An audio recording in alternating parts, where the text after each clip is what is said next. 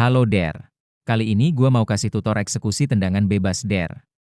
Langsung aja lu ke akademi pilih latihan bebas. Langsung gas tendangan bebas.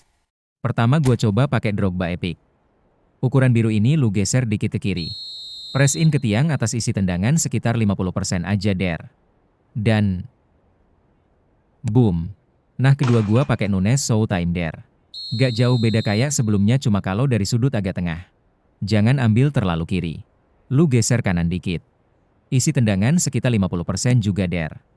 Bom. Ketiga gua geser dari sudut kanan Der. Pakai Oyarzabal Showtime. Kalau kartu ini lengkungnya cukup bagus menurut gua Der. Lu ambil aja kanan dikit dari awal. Isi aja kekuatan tendangan kira-kira 40% juga Der. Dan boom. Terakhir kalau dari sudut yang agak jauh gini.